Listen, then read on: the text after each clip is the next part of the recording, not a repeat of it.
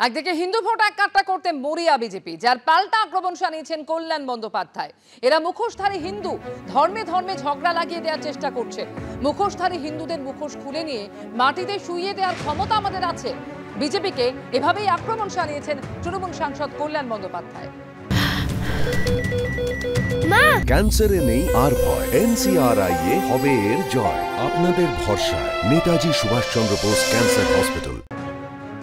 এই পশ্চিম বাংলায় কোন রকম কোন ধর্মের মানুষের বিপদ আনতে মমতা বন্দ্যোপাধ্যায় দেবে না, বা আমরাও দেব না। আমরা যতক্ষণ রয়েছি সৈনিক হিসেবে, তখন জেনে রাখবেন, যারা হিন্দু হিন্দু বলে চিৎকার করে, ওই মুখোশধারী হিন্দুরা যারা ধর্মে ধর্মে ঝগড়া লাগিয়ে দেওয়ার চেষ্টা করে, তাদের মুখোশ খুলে নিয়ে 2026-এ তাদের মাটির মধ্যে শুইয়ে দেওয়ার মতো হিম্মত আমাদের আছে, এবং তার জন্য দরকার সাহায্য এবং আশীর্বাদ। আপনাদের সাহায্য এবং আশীর্বাদ দরকার। দেখুন, রামকৃষ্ণদেব বলেছিলেন, অবুঝ শিশু তো বাপকেও লাথি মারে। তা বলে কি বাপের জাত যায় রে? এই মুখোশ তো 1998 সালেও ছিল। এই মুখোশধারী হিন্দুরা যদি না থাকতো, তাহলে কংগ্রেস ভেঙে তৃণমূল কংগ্রেসের জন্ম হতো না।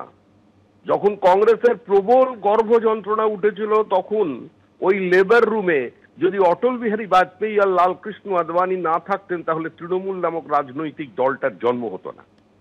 1999 মমতা বন্দ্যোপাধ্যায় সাংবাদিক সম্মেলন করে বলেছিলেন, বিজেপিকে আমি কোনো সাম্প্রদায়িক দল বলে মনে করি না।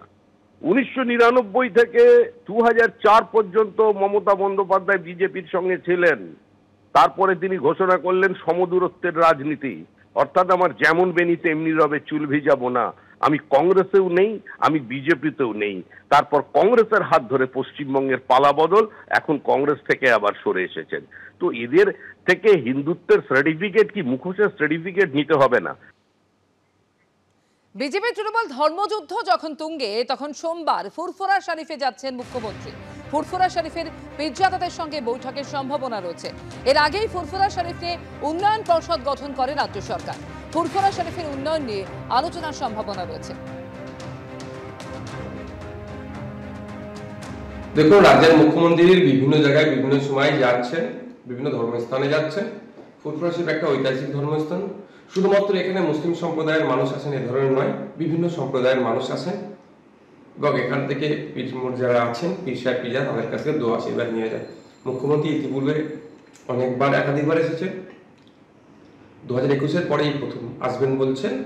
অফিসিয়ালি আজকে জানতে পারলাম যে 17 তারিখে আসতে পারে। এখানকার মানুষের অভাব অভিযোগ শুনবেন, যে কোনো জায়গায় যাচ্ছে, কিন্তু যেগুলো অভিযোগ হবে আশা করছি সেগুলোকে যাতে দ্রুত নিরসন করা যায়, তারও যাতে ব্যবস্থা করে। কিন্তু এখানে যে মুখ্যমন্ত্রী আসছেন, সেই আসার পিছনে বিভিন্ন পীরজাদাদের বাড়িতে বাড়িতে ঘুরছেন সরকারি আধিকারিক, এবং মুখ্যমন্ত্রীর আমন্ত্রণপত্র নিয়ে। সেটা কি আপনার কাছেও এসেছিলেন? হ্যাঁ, একটু আগেই আধিকারিকরা এসেছিলেন, জানালেন 17 তারিখে 4টার আশপাশে রাজ্যের মুখ্যমন্ত্রী ফুরফুরা শরীফে আসবেন। তার জন্য আমন্ত্রণ জানাচ্ছেন। আরও অনেককে পীর সাহেব পীরজাদাকে আমন্ত্রণ জানিয়েছেন। তার সাথে আমাকেও আমন্ত্রণ জানিয়েছে, আমাদের টোটাল পরিবারকে আমন্ত্রণ জানিয়েছে, আমন্ত্রণপত্র দিয়ে গেলেন।